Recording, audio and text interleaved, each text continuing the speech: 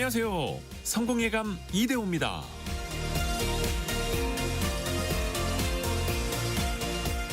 심리학 실험에 참가한 한 그룹에게 코와 윗입술 사이, 즉 인중에 볼펜을 끼우게 했습니다.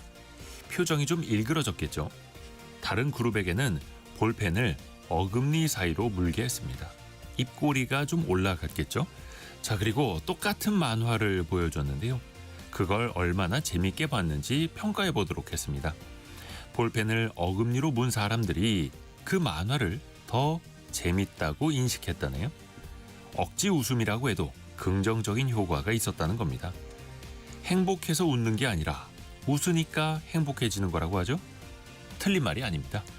성공예감 이대호입니다. 시작합니다.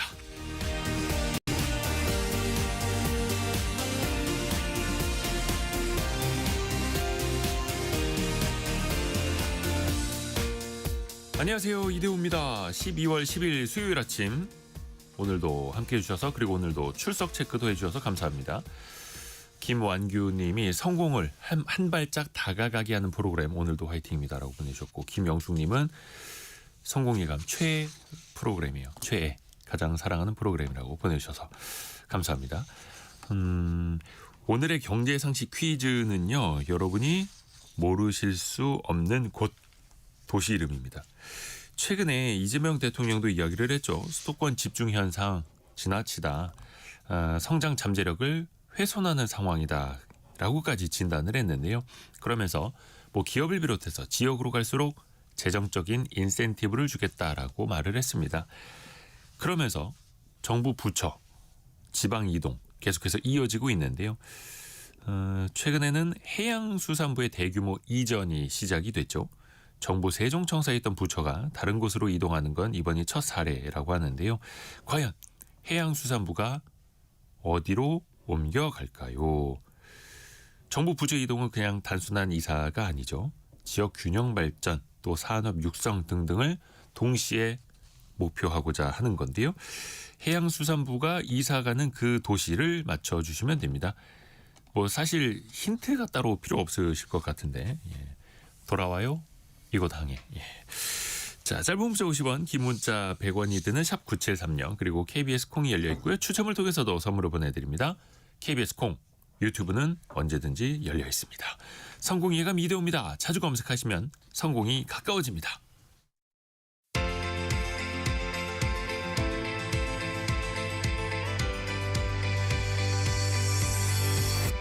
KBS 1라디오 성공예감 이대호입니다.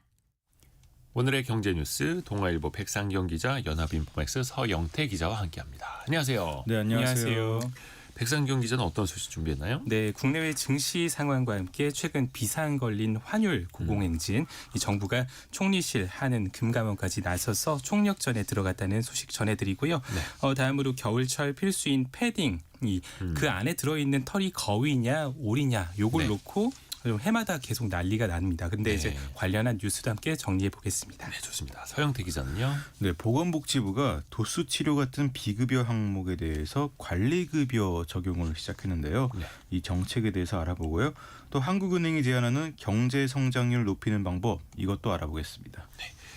자, 백상경 기자가 준비한 소식. 일단 뉴욕 증시 좀 혼조세로 마감이 되지 않았나요? 네, 아무래도 연준의 금리 결정 결과를 지금 발표를 앞두고 있습니다. 그래서 FOMC는 좀 보고 가자라는 기조가 형성이 되면서 혼조세로 마감을 했습니다. 다우지수는 0.37% 하락을 했고요. S&P 500은 0.09% 하락, 그리고 나스닥은 0.13% 상승을 했습니다. 네. 또 미국의 주요 은행인 이 JP 모건 체이스가 내년에 좀 예상보다 높은 비용을 감당해야 한다라고 밝히면서 4% 넘게 떨어지고 다우의 낙폭이 좀 상대적으로 컸습니다. 우리 코스피, 코스닥도 지금 코스피는 조금 상승을 하면서 출발을 했고요. 코스닥은 상승 출발을 했는데 또 지금은 조금 약간 빠지는 모습으로 좀 모습 보이고 보합권에서 있습니다. 혼조되고 네. 있고, 오늘은 하이닉스가 3.9% 올라가면서 한 59만 원에 또 접근을 하고 있고요. 또 어제 좀 올랐던 방산주가 오늘은 다시 또 조정을 받고 있고, 그러니까 좀 순환매라고도 하고요. 오르락 내리락 하기도 하고요. 계속 그런 흐름이 이어지고 있네요. 네. 또 이제 중요한 게 원달러 환율인데 오늘도 1,469원에서 1,470원 왔다 갔다 하고 있고, 총리와 한국은행 총재가 만나서 환율 이야기를 했다면서요. 네. 근데 이제 사실 이제 이 결과가 뭐 이렇게 딱 부러지게 나오지는 않을 것이다 이런 시각들이 많이 있었는데 네. 아무래도 이 뭐 예상대로였습니다. 이번 간담회가 사실 이제 김민석 총리가 이창용 총재에게 직접 제안을 해서 성사가 됐던 자리인데요. 이례적인 만남이었는데도 불구하고 어떤 의미 있는 대책이나 구체적인 정책은 나오지 않았다라는 평가가 나오고 있습니다. 어쨌든 공조 체제를 강화하겠다라는 원론적인 얘기만 지금 드러나 있는 상태인데요. 네. 총리 그리고 통화장국의 어떤 수장이 직접 나서서 공동을 대응을 하겠다라는 상징적인 메시지를 냈음에도 불구하고 시장에서는 좀 이게 그렇게 신통치는 않다 이렇게 받아들이고 있는 것 같습니다. 어제 원달러 환율은 지금은 이제 1,469원에서 70원 사이 왔다 갔다 하고 있는데 지금 어제도 뭐 거의 1,472원까지 올라가는 모습들을 보였거든요. 그래서 결국은 좀 이런 보여주기 느낌이 강한 어떤 만남이나 이벤트 이런 걸로는 이제 시장이 움직이지 않는다라고 좀 봐야 될 것 같고요. 기재부가 좀 구체적인 액션도 한 게 있었습니다. 이제 수출 기업의 환전 동향 그리고 해외 투자 현황을 뭐 좀 더 강하게 좀 점검을 하겠다라고 하면서 외화 자금과 이걸 좀 담당을 하는 담당과에 이 인력을 보강해서 팀을 신설을 하겠다라고 발표를 하기도 했습니다. 근데 이게 사실 뭐 내용을 보면 결국은 수출 기업들이 지금 달러를 많이 보유하고 있다. 그리고 서학개미가 해외 투자를 좀 많이 하고 있어서 환율에 영향을 주고 있다. 이런 시각이 깔렸다라고 지금 시장에서 받아들이고 있거든요. 네. 그래서 사실 이런 것들을 내놓는다는 게 뭐 여전히 지금 핵심적인 부분은 건드리지 않고 있구나 이렇게 받아들일 수밖에 없는 상황이고요. 그래서 시장에서 좀 우려들도 좀 나옵니다. 알맹이 없는 발표가 뭐 계속되면은 내성이 생길 것이다. 그래서 좀 구체적인 액션 플랜 이런 것들을 내놔야 된다 이런 얘기들이 강하게 나오고 있습니다. 근데 정부가 여러 차례 구두 개입을 하고 뭐 총리 또 한국은행 총재 만나면서 이런 퍼포먼스를 해도 환율이 내려가지 않는 거 저는 이렇게 네. 보거든요. 이게 과거처럼 단순한 단기 투기 세력 때문에 환율이 올라간 거면 그들은 구두 개입하거나 실물 개입을 하면 화들짝 놀랍니다. 네. 왜? 단기 손실이 커지니까 빨리 달러 팔고 차익 실현하자라고 할 수 있는데 지금 우리 기업도 그렇고 서학개미 해외 투자하시는 분들도 그렇고 달러에 대한 실수요가 너무 강하다 보니까 네. 구두 개입에 과거처럼 이렇게 움찔하지 않는 거죠. 맞습니다. 참 이것도 사실은 걱정이 되는 바이기도 하고 이런 가운데 금감원이 요즘에 계속해서 증권사 임원들을 좀 불러 모으더라고요. 네, 그래서 어제도 이제 증권사 임원들이 모인 자리에서 간담회 가져가지고 이런 얘기를 꺼냈습니다. 그 해외 주식에 대한 과도한 이벤트나 광고를 좀 자제를 하고 환율의 변동성 안내 절차를 좀 강화를 해라 이렇게 당부를 했는데요. 특히나 이제 환율 위험성이 있다라는 걸 더 적극적으로 알리라는 그런 주문도 좀 했습니다. 그러니까 또 금융 상품을 출시하기 전에 해외 고위험 상품 리스크가 소비자들한테 미치는 영향을 좀 다각적으로 분석해서 사전적으로 내부 통제를 조금 강화하라 뭐 이런 얘기도 했고요. 상품을 판매할 때도 해외 자본시장에 이 투자하는 게 그 어떤 좀 고유한 위험들이나 환율 변동성에 따라서 소비자들이 크게 영향을 받을 수 있다. 이런 점들을 고객들이 좀 명확하게 인지를 할 수 있도록 안내 절차를 강화해라. 이런 얘기도 했습니다. 근데 이제 내용들이 쭉 있습니다. 그래서 사실 뭐 쏠림 현상 뭐 이런 거 막기에 뭐 리스크 관리 체계도 강화하고 내부적으로 성과 뭐 보상 체계도 재점검을 해서 그런 것들 너무 신경 쓰지 않게끔 해라. 뭐 이런 얘기들도 했고 경고성 메시지도 내놨는데요. 관리 제대로 안 하면 현장 점검으로 지도를 하겠다라는 얘기도 꺼냈습니다. 근데 이게 사실 결국은 요약하면은 서학개미들 해외 투자 조장하지 말고 증권사들이 좀 자제를 시켜라라는 건데요. 이런다고 사실 이제 환율에 얼마나 그 영향을 줄 수 있을까에 대해서는 많이 의문이 나옵니다. 말씀하셨던 것처럼 이제 네. 해외에 지금 많은 분들이 달러 투자를 하게 되는 것들이 어쨌든 환율이 이렇게 고공행진을 하면서 결과적으로는 이제 본인들이 볼 수 있는 어떤 그 환차손 이런 것들을 이제 줄이기 위해서라도 여러 가지 뭐 행동들을 나서는 거잖아요. 그러다 보니까 사실 이런 것들이 직접적으로 영향을 미칠 수 있을까 의구심이 나오고요. 지금 앞서서 말씀드린 FOMC의 어떤 금리 인하나 네. 미국의 고용 보고서 발표 그리고 뭐 일본은행 금리 인상 뭐 여러 가지 지금 이벤트들이 대기를 하고 있습니다. 근데 전문가들은 좀 이런 것들이 계속 펼쳐지더라도 환율이 지금 그래서 1,470원대까지 올라와 있는 환율이 1,400원대 밑으로 내려가겠느냐. 사실 이게 뉴 노멀 된 거 아니냐. 지금 네. 금감원이 보이고 있는 지도 방향이 서학기임들 해외 투자 많이 못하게 증권사에게 단속시켜라 뭐 이런 얘기인데 네. 사실은 구시대적인 발상이죠. 네. 그런데 또 오죽하면 얼마나 방법이 없으면 이런 것까지 하겠는가라는 생각도 들고요. 자, 서영태 기자가 준비한 경제 뉴스 들어볼게요. 도수 치료도 이제 많이 받으시지 않습니까? 특히 이제 비싼데 실손 보험 있으면 또 많이들 하시고 병원에서 그걸 또 권하기도 하고 이제 관리급여로 지정이 된다고 합니다. 관리급여 이게 어떤 의미예요? 이 관리급여라는 거는 그냥 정부가 치료비 가격 통제하는 정책 그렇게 보시면 됩니다. 관리급여가 되면은 환자가 이 치료비 가격의 95%를 내야 되는데요. 그동안 뭐 교통사고, 뭐 접촉사고만 나도 뭐 비싼 도수치료 거리낌 없이 받는 경우도 있었잖아요. 안 받으면 손해다 이런 이야기도 좀 깔려 있었고, 근데 좀 이런 일이 줄어들게 되겠고 병원들도 지나치게 높은 가격을 매길 수가 없게 됩니다. 왜냐하면은 실제로 이 근육이나 척추 등을 다쳤을 때 받는 도수치료 가격을 보니까 최저 300원에서 60만 원이에요. 그러니까 200만 원 차이가 나는 겁니다. 이 병원마다 부르는 게 값인 건데 뭐 척추 통증 환자를 상대로 주사하는 어떤 그 신경 성형술이라든가 아니면 암세포를 죽이는 온열 치료도 가격이 제멋대로입니다. 근데 이런 치료들은 전부 비급여인데 그러니까 이 복지부 산하의 국민건강보험에서 돈을 내주는 항목이 아닙니다.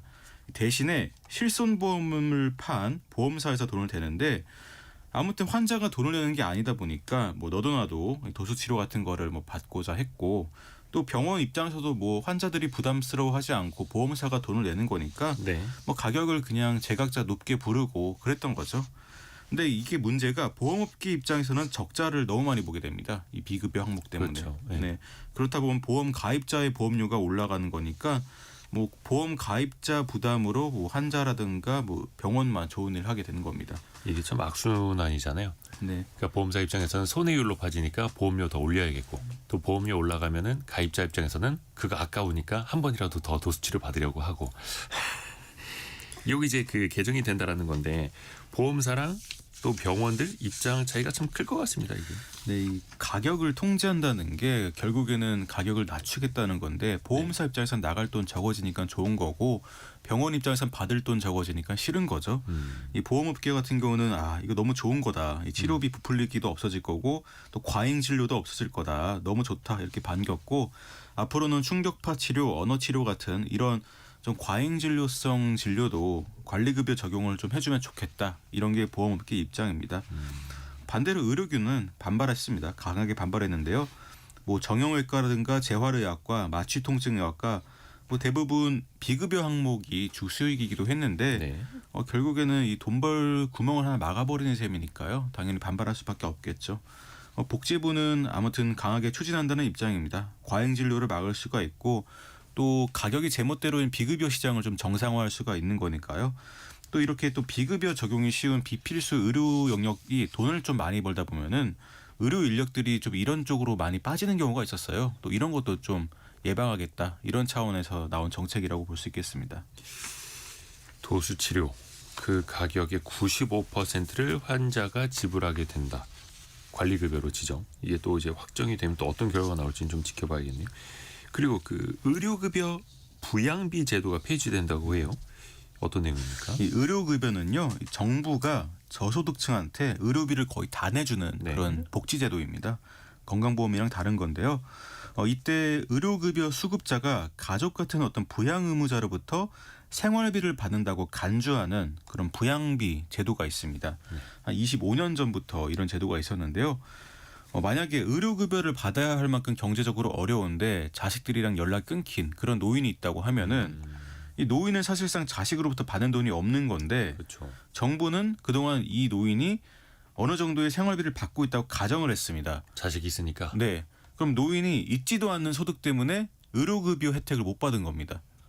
근데 이제 복지부가 이 있지도 않는 거 진짜로 없는 것으로 보겠다고 한 거고 앞으로는 의료급여 혜택이 더 넓어지긴 이런 소식입니다. 이건 좀 반가운 소식이네요. 그 자녀가 서류상으로 있다라고 해서 당연히 부양비를 받으실 테니까 의료급여 안 드립니다. 그 사각지대였던 거잖아요. 제도가 이제야 개선이 된다라는 이야기고. 자, 백상경 기자 준비한 소식도 들어볼게요. 겨울 패딩 이제 추워질 때마다 한 번씩 꺼내 입고 하는데 그 안에 분명히 거위털이 들어갔다고 해서 샀는데 네. 오리털일 수도 있고 네. 솜일 수도 있고 그렇다는 거예요. 네, 그래서 한국소비자원이 이거 좀 조사를 했습니다. 그래서 좀 이제 사람들이 많이 구매를 하고 있는 뭐 무신사나 에이블리, 지그재그, W 컨셉 같은 이런 주요 온라인 패션 플랫폼에서 판매하는 30만 원 이하 구스다운 패딩 24개 종류를 직접 조사를 했습니다. 네. 근데 이 중에서 24개 중에서 5개 제품의 거위털 함량이 기준치인 80%에 못 미치는 것으로 나타났습니다. 어떤 제품은 이 거위털을 한 6% 정도만 넣어놓고 구스다운이다 이렇게 해서 팔기도 했고요. 거의 또 6%. 네, 거위털 6% 느낌의 네. 구스다운. 오리 같은 그러니까 거위 같은 오리가 이렇게 들어가 있는 건데요. 30%에서 한 50% 이렇게 들어가 있는 제품들도 있었고요. 이런 제품을 판 곳들이 사실 좀 대부분 영세한 업체들이었습니다. 근데 이분들이 좀 해명이라고 한 게 거위털 제품이라고 알고 물건을 사왔다. 그래서 이제 우리도 그걸 이제 뭐 구스다운으로 팔았다 이렇게 좀 해명을 했습니다. 그러니까 직접 제조를 이렇게 다 하지 않기 때문에 본인들은 구스다운으로 알고 사왔고 그래서 이제 그렇게 팔았다라는 건데요. 좀 소비자들 입장에선 좀 굉장히 황당한 그렇죠. 얘기입니다. 또 제품 자체에는 덕다운이다 이렇게 오리털 패딩이다 이렇게 적어놓고 온라인의 이제 상품에다가는 이제 구스다운이다 이렇게 해서 판매를 한 경우도 있었고요. 거위털 좀 비율이 거의 한 5% 정도 뭐 안 되는 뭐 그런 제품들이었습니다. 이게 사실 거위털이 오리털보다 거의 한 2배 정도가 비쌉니다. 그죠. 그래서 거위털이 조금 더 가볍고 네. 조금 더 따뜻하다고 해서 더 네. 비싸잖아요. 그래서 사실 이제 그런 제품을 구매하는 소비자들의 입장에서는 더 많은 돈을 주고서라도 내가 좀 더 가볍고 따뜻한 패딩 입고 이번 겨울을 좀 보내보겠다 이런 생각을 하는 건데요. 공정위가 이거에 대해서 좀 허위 표기 반복하는 업체들 과징금을 부과하겠다 이렇게 좀 으름장을 놓고 있는데 네. 사실 이게 어제 오늘 일이 아니잖아요. 그래서 소비자들은 지금 신뢰가 상당히 좀 무너지고 있는 상황이고요. 그래서 더 엄격한 감시와 소비자 기망 행위에 대해서 더 강력한 규제가 필요하다 이런 지적들이 나오고 있습니다. 그렇죠. 김미영님이 패딩을 뜯어서 확인할 수도 없고 네. 믿고 사는데 그럼 이렇게 하면 안 되죠라고 보내주셨고, 그렇죠. 소비자 원의 정도가 되니까 이걸 뜯어서 또 확인을 해보는 걸 테고요. 근데 진짜 인기 많은 패딩이 있거든요. 네. 이 업체가 참 배신을 했더라고요. 네, 국민 패딩으로 불리는 이 아웃도어 브랜드 노스페이스가 패딩 충전재로 재활용 오리털을 넣어놓고 거위털이라고 해서 이제 팔았다가 걸렸습니다. 오리털도 아니고 네. 새 것도 아닌데 재활용 오리털을 넣어놓고 거위털이라고 팔았다고요? 네, 이게 재활용 오리털이나 뭐 이런 털들을 쓰게 되면 이게 거위털인지 오리털인지 확인이 안 된다고 해요. 그렇죠. 일반인들도 네. 다 뜯어볼 수 없잖아요. 네, 그래서 사실은 이제 이렇게 팔면 안 되는 건데 이게 처음에는 이게 소비자가 좀 의구심을 제기하면서 이게 문제가 불거졌고 그 뒤에 이제 처음 회사 쪽에서 나온 입장이 처음엔 단순 표기 실수다 이렇게 내놨다가 그 사태가 좀 커지니까 자체 전수 조사를 좀 했습니다. 그래서 총 13개 제품의 충전재 혼용률이 잘못 표기가 돼 있었다라고 발표를 했습니다.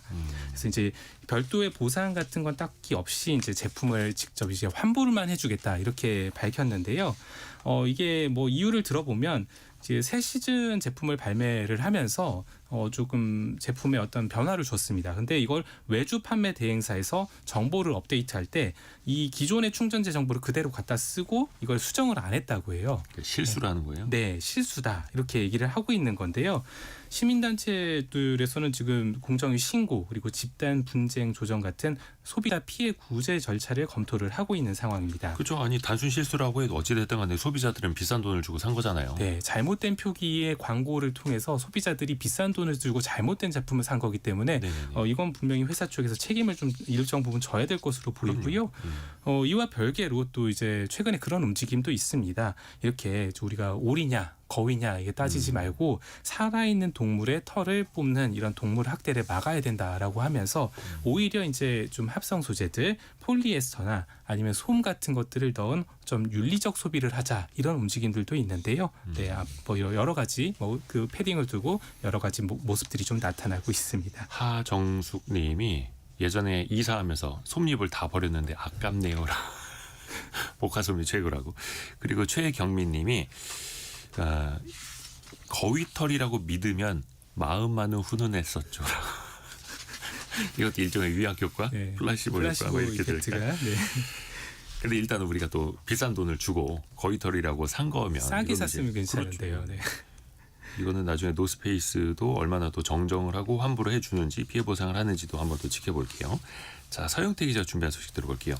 한국은행이요. 경제 성장률을 높이기 위한 방안으로 기업 대출을 언급했어요. 네, 맞습니다. 한국은행 연구조사팀이 무려 지난 50년 동안 나왔던 40여 개국의 데이터를 다 분석을 했습니다. 네. 분석을 하고 보니까 이 기업으로 대출 같은 게 더 많이 들어가면은 장기 성장률이 0.2%포인트 높아졌습니다. 당연히 이 집 사려는 사람보다는 투자 같은 걸 통해서 혁신을 하고 또 일자리를 창출하는 그런 기업이 더 많은 부가가치를 창출하고 그런 기업에 돈을 빌려주면 그 돈이 더 잘 쓰이는 거겠죠. 네. 근데 우리나라는 지금 자금이 부동산 대출, 뭐 주택담보대출 이런 쪽으로 많이 가는 편이지 않습니까? 이런 자금 흐름을 좀 전환을 해야 됩니다. 그러니까 한국은행은 이를 위해 가지고 은행의 위험 가중치를 좀 조정을 해준다거나 아니면 중소기업을 위한 신용평가 기관을 만든다거나 그래야지 중소기업에 좀 더 믿고 돈을 빌려줄 수가 있으니까요. 뭐 그런 해법들을 제시를 했습니다. 이런 한은의 제안을 무시해서는 안 되는 게 우리나라 잠재 성장률, 그러니까 경제가 무리하지 않으면서도 커가는 성장률, 이게 2%도 안 된다는 그런 연구가 요새는 컨센서스거든요. 네. 이 추세라면은 2040년대에는 0%로 낮아질 가능성이 크다는 게 이창용 한국은행 주장이니까요. 좀 이런 우리 경제에 대한 경고를 좀 엄중하게 받아들고 또 기업에 대한 어떻게 하면은 자금을 더 배분해 줄 수 있을까 이런 것들을 좀 고민해야 될 시점인 것 같습니다. 다만 기업 대출도 단순히 뭔가 이제 메꾸는 운영 자금뿐만이 아니라 뭐 시설이라든지 설비 투자 또 인력 고용 등등을 통해서 부가가치를 창출하는 방향으로 좀 더 이어져야겠죠. 그리고 이창용 총재 관련해서 좀 여러 가지 좀 논란이 최근에 좀 있었는데 그 입장을 밝혔어요. 네, 뭐 이거야 뭐 작다면 작고 크다면 큰 이슈였는데 한 외신과의 인터뷰에서 이창용 총재가 뭐 금리 인상도 데이터에 따라서 뭐 할 수 있는 거다 뭐 이런 식으로 이야기를 했어요. 그러다 보니까 우리나라 채권 시장에서 좀 놀라면서 뭐 금리 인상을 한다고 하면서 금리가 많이 올랐고 네. 그러니까 국채 가격이 많이 떨어졌었죠. 뭐 그렇다 보니까 여론의 문매를 좀 맞았는데 너무 커뮤니케이션 방식이 거칠었다 이런 비판이었는데요. 이와 관련해서 좀 억울했나 봐요. 이창용 총재가 아니 유럽중앙은행도 얼마 전에 그 관계자가 금리 인상을 좀 시사하는 발언했는데 그냥 채권 금리 오르고 뭐 그렇게 끝났다. 약간 이렇게 이야기를 하면서 뭐 우리나라 너무 좀 예민한 거 아니냐는 식으로 이야기를 한 거죠. 예, 좀 억울하다는 식의 어떤 발언으로 해석이 되고요. 또 최근에 또 코로나 이후 처음으로 국고채라는 거를 또 단순 매입했습니다. 네. 그러니까 시중의 유동성을 푸는 작업인데 뭐 금리 인하보다 좀 약한 수준의 통화 완화라고 볼 수 있는데 뭐 앞으로도 뭐 선제적으로 얼마든지 할 수 있는 안정화 조치다, 채권 시장 안정 조치다 이렇게 설명을 했습니다. 연합인포맥스 서영태 기자, 동아일보 백상경 기자였습니다. 고맙습니다. 감사합니다. 감사합니다.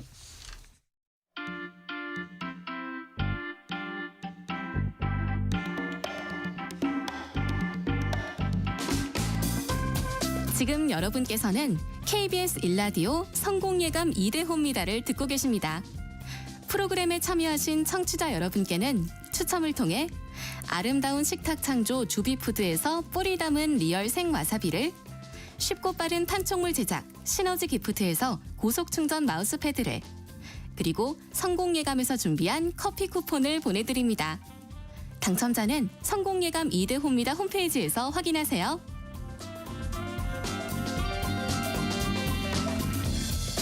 아까 오리털과 거위털 관련해서 9361님이 이렇게 보내주셨네요. 살아있는 생털을 뽑는 건 아니에요. 우리가 머리를 빗으면 저절로 빠지는 머리카락이 있듯이 그런 식이에요. 동물에게 고통이 크지는 않아요. 이렇게 또 알려주셨네요. 고맙습니다. 자, 경제상식 퀴즈 한 번 더 나갑니다. 도시 이름을 맞춰주시면 됩니다. 해양수산부가 세종청사를 떠나서 새롭게 이전하는 도시 어디일까요? 오현주님, 해운대. 9448님, 자갈치 시장. 이곳이 있는 도시이죠. 특히 이제 해양수산부가 여기로 가면요, 북극 항로, 해운 물류, 또 수산 정책 등 핵심 기능이 이 지역으로 따라 옮겨올 수 있죠. 그렇게 되면서 또 시너지가 날 수 있다, 이렇게 전망을 하고 있는데요. 또 지역 청년 고용이 확대되지 않을까, 그런 기대도 있습니다. 장은서님, 저희 외갓집이에요 라고 보내주셨고, 이정옥님은 제 고향이네예 라고 보내주셨고, 장은서님과 이정옥님의 외갓집과 고향을 아시는 분은 정답을 맞히실 수 있습니다. 그리고 1820님, 성공을 책임지는 성공예감 언제 어디서나 청취하고 있습니다 라고 보내주셨는데, 저희가 책임까지 지기는 좀 너무 힘들지 않겠습니까? 7929님, 뉴스에서 5톤 트럭 500대로 이사한다라고 어제 뉴스 보고 깜짝 놀랬어요 라고 보내주셨네요. 예, 이 지역을 맞춰주시면 됩니다. 해양수산부가 이동하는 그 도시 두 글자입니다. 짧은 문자 50원, 긴 문자 100원이 드는 샵 9730, 또 KBS 콩으로 보내주시면 됩니다.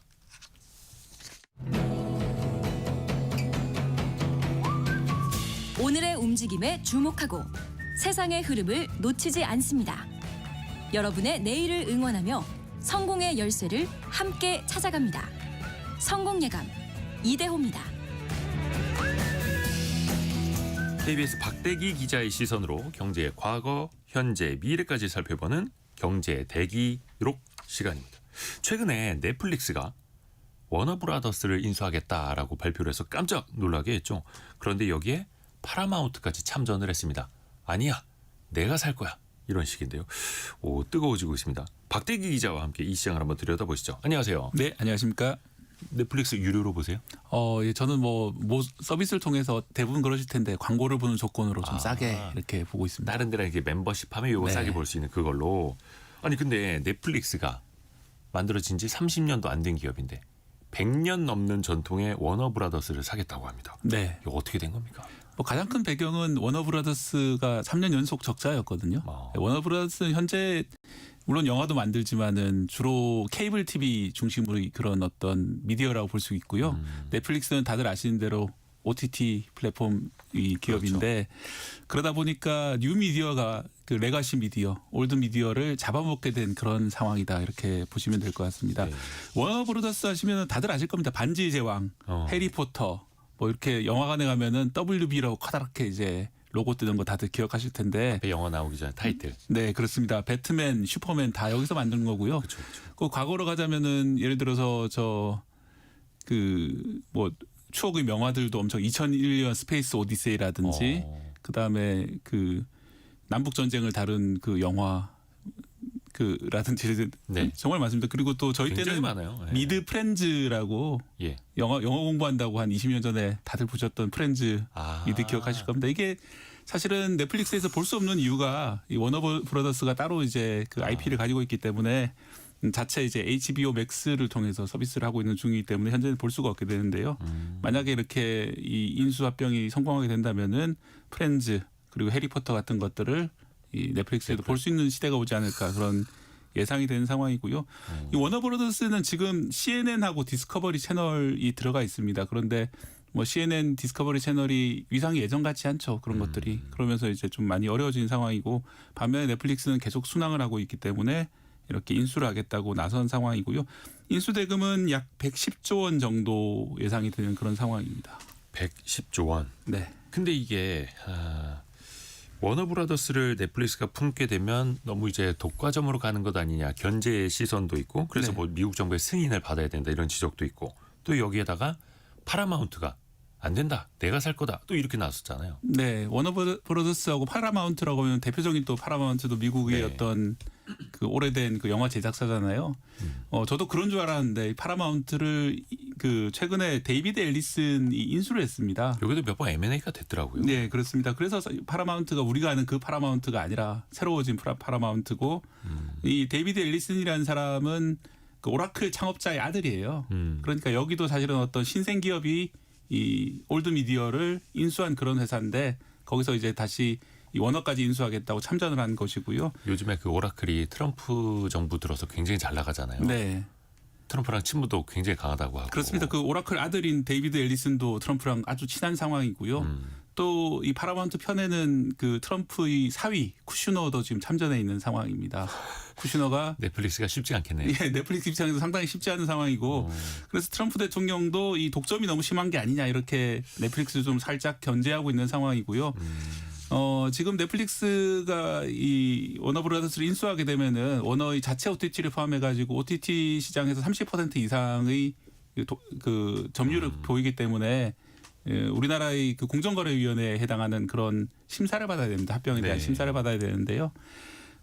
이 넷플릭스 입장에서는 좀 억울하다. 이 그 합병 이후에 이제 점유율이 30%가 아니라 더 낮을 수 있다. 왜냐하면은 유튜브라든지 틱톡 같은 요즘 쇼폼 플랫폼을 많이 보기 때문에 아하. 그런 비율로 보자면은 우리가 30%가 안 되기 때문에 합병 심사를 받을 필요가 없다 주장을 하고 있고요. 그러니까 넷플릭스 입장에서는 OTT 내에서의 점유율뿐만 아니라 네. 유튜브, 뭐 쇼츠, 릴스, 뭐 인스타그램, 틱톡 이런 데랑 다 같이 비교해 봐야 된다. 네. 그렇게 자기네 시장 점유율을 좀 낮게 보이게 하기 위해서요. 네, 뭐 그렇게 이제 반론을 세우고 있지만 그걸 과연 트럼프 대통령이라든지 미국 정치권에서 받아들일지는 변론이 되겠고요. 또 하나 미묘한 문제가 아까 말씀드렸다시피 CNN이 포함되어 있거든요. 네. CNN이 이 워너브라더스의 자회사로 있기 때문에 만약에 이제 트럼프랑 친한 이 파라마운트에서 이 회사를 인수하게 되면은 아하. 이제까지 CNN은 반 트럼프의 어떤 기수 같은 그런 곳이었잖아요. 트럼프가 CNN 미워하지 않습니까? 예, 정말 미워하고 항상 가짜 뉴스라고 이렇게 네네네. 예, 야단을 치고 있는데 나가라고 하고. 예. 그렇게 막 묘한 그런 상황입니다. 그래서 이제 뭐 그런 점들 때문에 파라마운트의 CNN이 그러니까 워너브라더스 인수를 더 밀어주지 않을까 이런 관측도 좀 나오고 있는 상황이고 그래서 미국 안에서 상당히 시끄러운 그런 상황이 근데 이게 되겠습니다. 참 희한한 게 아예 대놓고 트럼프는 친분으로 네, 정책까지 막 결정을 해버리니까 어질어질합니다. 일단 영화계의 반응은 어떨까요? 사실 헐리우드 쪽에서는 넷플릭스를 견제하는 시각이 되게 컸었잖아요. 네 말씀드렸다시피 이제 파라마운트 측도 트럼프 대통령과의 친분을 이용하고 있기 때문에 뭐 결코 미국 영화계가 파라마운트를 지지하는 건 아닙니다. 하지만 이 넷플릭스는 사실은 미국 영화계에서는 더 공공의 적이었거든요. 미국 영화계에서는 사실 한마디로 말해서 극장이 문을 닫는데 이제 가장 큰 역할을 넷플릭스가 했다. 이 점이 마음에 안 드는 겁니다. 예전부터 이제 영화업을 해왔던 사람들 입장에서는 사람들이 이제 영화관에 와서 영화 티켓을 사서 영화를 그렇죠. 보고 그 작품을 위해서 몇 년에 걸쳐 가지고 영화를 만들고 이런 시스템들이 자체적으로 이제 그 100년 된 시스템이잖아요. 그런 네. 것들이 갖춰져 있었는데 넷플릭스는 그 시장을 깼잖아요. 그렇기 때문에 넷플릭스에 대해서 반감이 훨씬 더 크기 때문에 이 넷플릭스 인수 자체에 대해서 상당히 많은 반감이 나오고 있는 상황이고요. 그래서 제임스 카메론이라든지 그다음에 이제 놀란 감독이 있는 미국 영화 감독 협회라든지 여기서는 네. 다 반대하는 입장을 분명히 내세우고 있고요. 그리고 미국 영화계에서 나오는 입장들을 보면은 업계에서 가장 우려하는 게 해고 확대 그리고 극장 개봉이 안 되는 거 이렇게 얘기를 하고 있고요. 특히 이제 넷플릭스는 사실 유통 채널에 가까웠잖아요. 물론 자체 제작도 하지만 네. 하지만 워너 같은 경우에는 직접 제작을 엄청 많이 하는 회사이기 때문에 이제 제작과 유통이 하나의 회사에서 다 일어나는 거다. 그러면은 소수 창작자들 작은 그런 어떤 제작업체들은 더 타격을 받지 않겠냐 이런 입장에 있습니다. 살아남기 힘들고. 네. 그렇죠. 그러면 소비자 입장에서는 어떨까요? 소비자 입장에서는 두 가지 점이 있습니다. 아까 말씀드렸다시피 이 미드 프렌즈라든지 반지 제왕을 지금 잘 못 보잖아요. 근데 넷플릭스에서 쉽게 볼 수 있다. 그리고 OTT도 HBO도 가입 안 해도 되고 HBO는 우리나라에서는 쿠팡 플레이로 서비스가 되는데요. 우리나라로 치자면 쿠팡과 이 넷플릭스를 동시에 가입하지 않고 넷플릭스만 가입해도 다 볼 수 있는 시대가 열릴 수도 있다는 거죠. 그런 점 때문에 좀 비용을 줄여주는 OTT 비용을 줄여주는 그런 장점도 있는 반면에 독점이 되잖아요. 결국은 넷플릭스 지금도 독점력이 큰데 그럴 수 있겠죠. 더더욱 독점이 되면 결국은 요금 인상을 할 거다. 맞아요. 누가 봐도 뻔한 예상이고요. 결국 인수를 하려는 것도 점유율을 더 높여가지고 가격 그 결정권을 자기가 가지려고 그렇게 하는 거기 때문에 그렇겠죠. 결국은 이 가격이 더 올라갈 것이고 그리고 아까 말씀드렸다시피 좀 다양성 영화라고 할 수 있는 좀 다양한 예술적인 작품들 물론 그동안 이제 워너브라더스가 그런 걸 잘 해왔냐 하면 좀 표현이 좀 갈릴 수는 있겠습니다만 그래도 이제 반지의 제왕 같은 경우에 보면은 뭐 나름대로 좀 그 영화 감독주의 뭐 이런 것들 놀란 감독의 배트맨 시리즈처럼 그런 감독주의 영화들을 만들려고 애를 썼던 면이 있는데 그런 어떤 전통에 따라서 근데 그런 것들하고 넷플릭스 영화 좀 다르잖아요. 넷플릭스는 철저하게 시청률 중심주의 넷플릭스화 된다 이런 표현이 영어에 있거든요. 그거는 정말 어떤 인간의 도파민, 말초신경 이런 걸 자극을 해가지고 끝없이 더 많은 영상을 보게 하고 시청률을 올리는 그런 것들이 넷플릭스의 어떤 기본적인 기술이고 방침인데 그런 것들에 의해서 어떻게 보면은 영화가 가졌던 긍정적인 면들이 많이 사라지지 않을까 이런 우려가 있는 그런 상황입니다. 또 크리스토퍼 놀란 감독처럼 이제 스케일 큰 영화 네. 중심으로 하는 감독 입장에서 보면 넷플릭스가 더 탐탁지 않을 수도 있겠고 네, 워너브라더스 안에 있는 자신들 관련된 그 지적재산권 네, 아쉬울 수도 있겠고요. 물론 이제 그런 감독 영화는 이제 사람들이 영화관 가서 찾아서 보기도 합니다만 이 넷플릭스가 사실은 참 대단한 회사입니다. 그 우리로 따지면 비디오 테이프, 네. DVD 빌려주던 가게였던 거잖아요. 네, 그렇습니다. 넷플릭스가 사실 이름부터 좀 들여다보면 좀 재밌는데요. 이 넷은 우리가 아는 인터넷이 맞고 플릭스는 깜빡이란 뜻입니다. 그러니까 우리 나라에서는 안 쓰는 표현인데 영화를 옛날에 보면 필름으로 보면은 영화 깜빡깜빡하잖아요. 깜빡깜빡, 예. 그래서 인터넷으로 이 깜빡거리는 영화를 봐라 이런 내용인데 이게 1997년에 창업할 때는 비디오 대여점이긴 한데 이렇게 우리나라처럼 이런 가게가 있는 건 아니었고 네. 인터넷으로 홈페이지를 만들어 놓고 우리한테 신청을 하면은 우편으로 보내줍니다. 비디오나 DVD를 보내주고 그걸 다 본 다음에 다시 우편으로 반송하는 그런 시스템을 만들어서 네. 당시로는 되게 혁신적인 시스템이었기 때문에 성공을 했고요. 거기서 이제 많은 돈을 벌어들여 가지고 이제 광대역 인터넷이 깔리는 동안 네. 이제 인터넷을 통해서 스트리밍하는 그런 사업을 거의 최초로 열었죠. 그리고 스트리밍 기술에 엄청난 그 혁신을 많이 했습니다. 그래서 이제 그런 어떤 낮은 그 부담을 가지고 그 고화질 영상을 정성하는 기술들을 많이 개발을 하면서 그렇죠. 그 시장에서 앞서 나갔고요. 또 하나는 그 취향을 추천해 주는 거. 이 사람이 뭘 길게 봤기 때문에 다음 영화는 뭘 추천해야 된다 이런 것들을 아주 그 인공지능이 발달하기 이전부터 정교하게 이제 발달을 시켜가지고 알고리즘. 예 알고리즘으로 결국 승부를 해서 성공한 회사가 되겠습니다. 한 10년 전만 하더라도 이 알고리즘 되게 신기했죠. 네. 야, 내가 본 걸 이 업체가 다 안돼. 내 취향을 학습한대. 그래서 비슷한 걸 추천해 준대. 근데 지금 그게 너무 당연해진 시대가 됐고 네. 넷플릭스가 그 문을 열었던 거죠. 근데 이게 우리나라도 이제 비슷한 케이스일 수밖에 없는 게 넷플릭스 앞에서 우리나라 OTT 업체들이 계속 고전을 하지 않습니까? 네. 합병을 한다는 업체들도 이거 뭐 한 2년째 말만 하고 있고 합병은 완성은 안 되고 웨이브 있고 지금 아직 뭐 언젠간 할 거라고 하는데 과연 될까 이런 분위기입니다. 거의 뭐 인류가 이루지 못하는 꿈 안에 이거 하나 들어가는 거 아닙니까?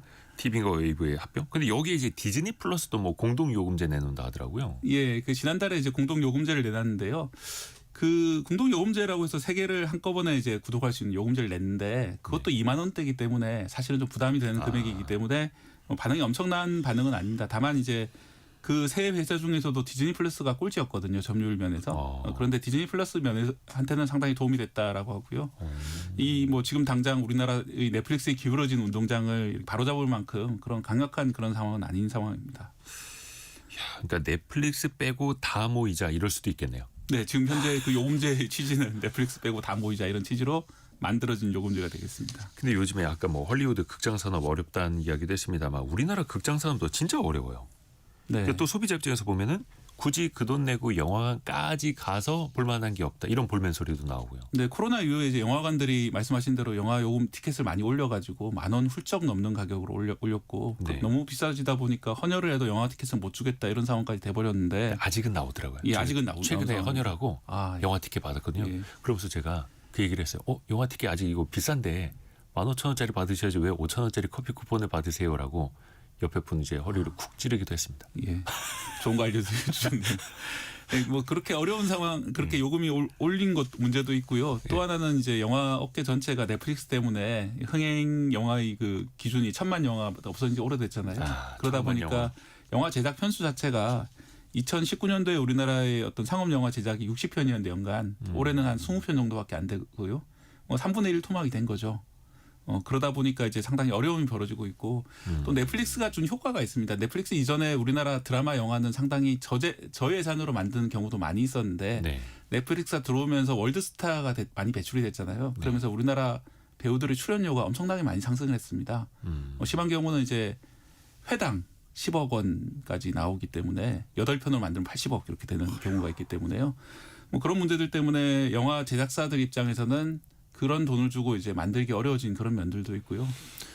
이런 그러네요. 여러 가지 면들 때문에 국내 영화 어려운 상황이고 넷플릭스 때문에 이 K 컬처, K 무비가 많이 세계적으로 보편화된 면도 있지만은 반대로는 국내 제작 여건이 많이 어려워진 면도 있기 때문에 넷플릭스가 우리나라 입장에서는 좋은 점도 분명히 있습니다. 왜냐하면 워너 같은 회사가 우리나라 컨텐츠를 만들어주지 않았거든요. 한국 배우를 써서 한국인 감독한테 메가폰을 주지 않았는데 넷플릭스가 들어오면서 그런 걸 많이 깨고 우리나라 컨텐츠가 해외에 배급되는 데 엄청난 기여를 했습니다. 그렇죠. 반면에 우리나라에서 제작 비용 상승이라든지 토종 그런 기업들이 몰락을 이제 부추기면서 또 이제 상당히 장기 지속성 면에서는 어려워진 그런 면들도 있는 상황입니다. 그러니까 사실 우리는 콘텐츠가 강하기 때문에 네. 플랫폼이 없다는 아쉬움이 있으나 또 해외에서 봤을 때는 야 저렇게 플랫폼도 약한 나라에서 콘텐츠가 강하네 또 이렇게 볼 수도 있는 거고 네. 물론 이제 플랫폼도 좀 강화를 했으면 좋겠습니다만 야 넷플릭스가 또 나중에 실제로 이 워너브라더스를 어떻게 또 인수하게 되는지까지 조금 더 한번 지켜봐야겠네요. 네. KBS 박대기 기자였습니다. 고맙습니다. 고맙습니다. 라디오 정보센터 다녀옵니다. 지난달 취업자가 1년 전보다 22만 5천 명 늘었다고 국가데이터처가 발표했습니다. 다만 15세에서 29세까지의 청년층 취업자는 1년 전보다 17만 7천 명 줄면서 부진을 이어갔습니다. 청년층 고용률은 19개월째 하락세를 나타냈습니다. 경찰이 어제 고객의 개인정보를 대량으로 유출한 쿠팡을 압수수색했습니다. 쿠팡의 보유 자료가 많은 만큼 압수수색은 오늘도 이어질 전망입니다. 북한이 어제 서해상으로 240mm로 추정되는 방사포 10여 발을 발사했습니다. 군 관계자는 통상적인 동계 훈련으로 추정된다고 밝혔습니다. 뉴욕 유가가 미국 연방준비제도의 정책금리 결정과 우크라이나 종전환 협상을 지켜보자는 관망 분위기가 이어지면서 이틀째 하락했습니다. 지금까지 라디오 정보센터 뉴스 정원다였습니다.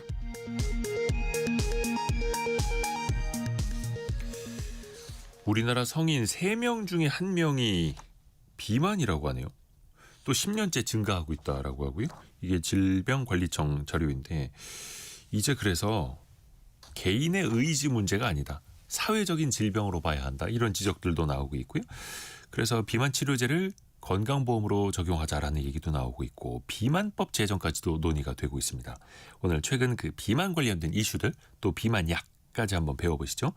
대한비만학회 간사인 김유현 가정의학과 전문의 함께합니다. 안녕하세요. 네, 안녕하세요. 그 올해 상반기까지만 들어서 비만 치료제를 이제 처방한 건수가 100만 건을 넘었다 하더라고요. 단순 계산해 보면 국민 50명 중에 1명이 이 주사를 맞았다라는 건데 그 정도로 비만 환자가 많은 거예요.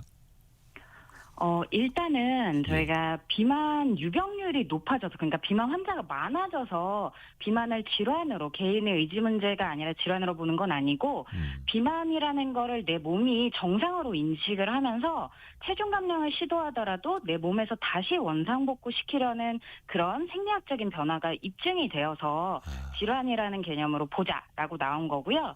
말씀하신 것처럼 비만 문제가 심각한 게 특히 그 10년 사이에 남녀 모두에서 3단계 비만이 거의 3배 정도 증가를 했습니다.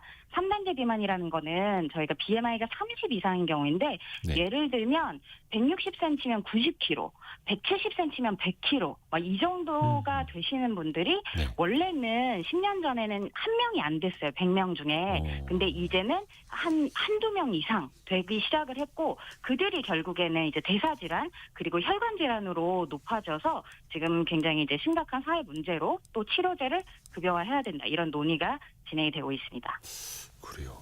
일단 그 비만약 우리나라에서도 굉장히 유행을 하고 있는데 그 네. 주사제로 맞는 것 이게 우리나라에서 가격을 보니까 좀 차이가 있긴 합니다만 병원마다 월 평균 30에서 50만 원 정도 한다 하고 뭐 한 번으로 끝나는 게 아니라 몇 달 또 꾸준히 맞아야 한다 하더라고요. 근데 이게 전 세계 비만약 가격은 좀 떨어지는 추세인데 거기에 비하면 우리나라 약값은 안 떨어진다 이런 지적이 있더라고요. 왜 그럴까요? 일단은 사실 실제 가격을 비교해 보면 네. 특히 아마 미국의 대대적인 약값 인하 때문에 우리나라에 대한 약값 인하도 많이들 기대하고 계시는데 네. 사실 미국이 워낙 비쌌어요. 우리나라가 30에서 50만 원대였다고 하면 미국은 한 150에서 200만 원이 원래 나갔었고 그게 이제 40에서 50만 원대로 이번에 트럼프 정부가 인하를 하도록 유도를 한 거고요. 장기적으로 다양한 비만 치료제들이 나오면서는 경쟁 구도로 인해 우리나라도 실제로 두 번째 다른 치료제가 나오면서는 처음에 나와 있던 비만약제가 좀 가격이 많이 떨어졌거든요. 그런 식으로 전체적으로 인하가 되지 않을까 기대를 하고 있습니다. 뭐 노보노디스크나 일라이릴리 뭐 네네. 이런 빅파마들이 또 맞습니다. 엄청 경쟁을 하죠. 또 경쟁을 한다는 게 맞습니다. 소비자한테 또 좋은 일이 되는 거고. 맞습니다. 그리고 또 내년부터는 일부 비만 치료제이긴 합니다만 건강보험 혜택을 받을 수 있다는 얘기가 나왔어요. 그렇게 되면 실제 부담은 얼마나 줄어들게 될까요? 일단은 사실 우선적으로 급여가 먼저 좀 시작이 될 것 같은 부분은 네. 지금 아까 말씀하셨던 일라이릴리나 노보노에서 나오는 약들이 사실 저희가 다이어트약이라고 많이들 오해하시는데 처음 개발된 것 자체가 당뇨병 치료제로 개발이 된 거고요. 네. 그래서 같은 성분의 그 약이 당뇨병 치료제로 이름이 다르게 나온 애들이 있어요. 그래서 걔네를 급여화를 시작을 할 거고 아하. 뭐 그 이후에 비만 자체의 치료에 대한 급여가 점차적으로 확장되지 않을까 기대를 하고 있습니다. 같은 성분의 약인데 이걸 네. 비만약으로 처방하면 비만약이 되는 거고 맞습니다. 당뇨병 치료제로 처방을 하면 당뇨병 치료제가 되는 거니까 근데 일단은 이름이 달라요. 같은 성분의 약이. 내용물은 네, 똑같은 거죠. 그리고 맞습니다. 그리고 일단 급여화가 된다고 하더라도 그냥 처음부터 급여화가 된다기보다는 당뇨병 치료제로 충분한 당뇨 조절 효과가 없는 분들 중에서 비만 치료를 병행하는 게 도움이 될 때 아하. 같이 쓰는 용도로 아마 급여화가 될 겁니다. 물론 이제 의사의 판단 하에. 맞습니다. 근데 또 이런 반문을 하시는 분들도 있으실 거예요. 굳이 비만 치료까지 건강보험료로 지원을 해야 하는가? 그 필요성이나 시급성에 대해서는 좀 어떻게 보세요? 일단은 건강보험을 지원하는 질환들이 무엇인가 생각해보면 네. 이 질환을 치료해줬을 때 우리나라의 그런 의료비 지출을 아껴줄 수 있다. 이런 게 입증된 질환들과 치료제들이 결국 급여가 되는 건데요. 아하. 실제로 비만 대사수술이 급여가 이미 되어 있어요. 그게 입증이 된 부분이 수술을 통해서 비만 치료뿐만 그러니까 날씬해진다가 아니라 네. 당뇨병, 고혈압, 고지혈증이 치료가 되고 암도 줄어들고 생존 여명이 길어지고 이런 부분들이 입증이 된 거고 마찬가지로 만일 비만 치료제를 급여화한다고 하면은 비만 환자들이 불쌍하니까 아니면 살 빼게 도와주려고가 아니라 비만을 치료함으로써 우리가 장기적으로 써야 할 돈이 줄어든다. 우리나라 돈을 아껴줄 수 있다. 이런 거를 발견할 수 있을 때 그 지점으로 급여화가 진행이 될 겁니다. 사회적 경제적 비용을 오히려 아끼기 위해서 비만 환자를 좀 건강하게 만들어야 한다. 이건 되게 이제 거국적으로 보는 거네요. 네, 그러면 게다가 장기적으로 예 이게 말씀하세요. 문제가 10년 전까지만 해도 저희가 고혈압, 고지혈증 이런 거 나이 들어서 생기는 질환이라고 생각을 했는데 아하. 이제는 20, 30대 고혈압, 고지혈증도 흔하고요. 심지어 제가 이제 건강검진센터에 있다 보니까 너무 놀라운 게 예. 30대인데 뇌경색, 심근경색 요즘 종종 봅니다. 그래서 더더욱 많이 느끼고 있어요. 그 비만 때문에요? 같이 이어져서요? 연관이 돼서 소아청소년 비만, 청년층 고도 비만 그리고 질환 이렇게 이어지고 있습니다. 근데 또 왜 그런 사람들 있지 않습니까? 겉에서 봤을 때는 좀 별로 뚱뚱해 보이지도 않는데 나 네네. 살쪘어. 살 빼야 돼. 다이어트 해야 돼. 라는 분들까지도 좀 무분별하게 이 비만 치료제를 싸게 처방받아서 쓰려고 하지 않을까요? 그러면? 그래서 저는 오히려 아까 말씀드렸듯이 굉장히 한정적인 집단에게 급여 처방을 기준을 만드는 게 좋지 않을까 생각을 하는 게요. 지금 현재 비만 치료제의 오남용, 특히 이제 미용 목적의 치료 사용을 하면 안 된다는 내용이 너무 기사로 많이 나오다 보니까 오히려 실제로 비만 치료가 필요한 사람들은 그게 다이어트 약이다, 날씬해지는 약이다, 연예인들이 쓰는 약이다 오해를 하시거든요. 네. 근데 우리나라에선 대부분 질환 치료는 건강보험을 하고 있어요. 예. 그래서 건강보험에 현재 편입되지 않은 상태에서는 진짜로 당뇨병 약을 예를 들어 당뇨병이 아닌 사람이 쓰면 굉장히 이상하잖아요. 네. 근데 비만 치료제가 이제 급여화가 된다고 하면은 네가 왜 비만 치료제를 그럼 너 3배나 더 주고 4배나 더 주고 싸고 있는 거야? 굳이? 약간 이런 식으로 인식이 바꿀 수 있지 않을까 생각을 합니다. 근데 백용현님을 비롯해서 네. 아니 이 백용현님의 의견입니다. 배달 음식 네. 시켜 먹으면서 운동 안 하고 비만 되면 건강보험까지 동원해서 치료해 준다. 적당히 먹고 운동을 해야 하는데요. 건보료도 계속 오르는데요. 이렇게 또 지적을 네. 해줘요. 이게 사실 네. 물론 이제 장기적으로 많은 분들 도와드리고 사회 경제적 비용을 줄이는 건 좋으나 건강보험 재정도 걱정이 되지 않습니까? 그러니까 제가 말씀드린 것처럼 건강보험을 재정을 걱정을 해서 예. 사용을 하게 되는 거고, 이게 문제가 말씀드린 것처럼 운동과 시기가 예전에는 덜 먹고 운동 많이 하면 살이 알아서 빠지고 유지가 될 거라고 생각을 했다면 꽤 오래전부터, 그러니까 살은 뺄 수는 있어요. 오히려. 네. 뺄 수는 있는데 한번 비만, 특히 2단계, 3단계 이상의 일명 고도 비만을 찍고 나면 내 몸에서 그 체중을 정상으로 인지를 해버립니다. 아. 그러면은 점차적으로 내 몸에서 더 많은 음식을 요구해요. 빼고 나면. 똑같은 상황이 아니라 점점 내가 원상복구시키라는 신호가 강해지는데 노력은 여전히 내가 하되 그 부분에 있어서 그런 저항을 줄여주는 치료들이 점점 개발이 되고 있는 거고, 저희가 혈압 환자들도 보면은 혈압도 생활습관으로 내릴 수 있는데 그 한계가 있는 거고, 혈압약을 사용을 하면서는 그게 뭐 관리의 영역도 있겠지만 의사가 도와줘야 되는 영역도 분명히 있는 거거든요. 네. 그래서 근데 저 역시도 하나는 좀 기준을 제가 생각하기에 둬야 된다고 생각하는 게, 아무나 다가 아니라 그냥 비만이 있다고 보다는 처음은 굉장히 타이트하게, 그래서 비만 뭐 BMI가 30 혹은 35 이상의 뭐 다른 혈압, 당뇨병 이런 질환들이 동반이 되었을 때부터 소규모로 급여화를 한번 시작해 보는 게 재정의 부담이 적지 않을까 생각합니다. 일단은 장기적으로 발생할지 모르는 그 비용을 또 아끼기 위해서 지금부터 조금씩 실제로, 조금씩 네. 예, 씨앗을 뿌려야 된다는 걸로 또 이해가 되고, 이게 우리 몸이 네. 체중이 이제 많이 불어나고 그게 오래되면 그거를 정상 체중으로 인식하고 다시 그 체중으로 돌아가려고 몸이 작동을 한다. 그래서 또 네, 요요 맞습니다. 현상이 계속 있나 보네요. 네, 맞아요. 그러다 그래서 보니까 요요 이거를 현상이 질병으로. 의지의 문제보다는 질환입니다. 아하. 오늘 가정의학과 김유현 전문의 통해서 이야기 들어봤습니다. 고맙습니다. 네. 감사합니다. 벌써 1부 마칠 시간이고요. 2부에서는요. 최근에 금값, 은값, 구리 이 원자재 시장이 정말 강세인데요. 뭐 사상 최고치 기록을 하고도 있고요. 내년 흐름은 어떨지, 또 투자 포트폴리오 관점에서도 다각도로 한번 짚어보겠습니다. 잠시 뉴스 들으시고요. 10시 5분에 금방 다시 뵙겠습니다.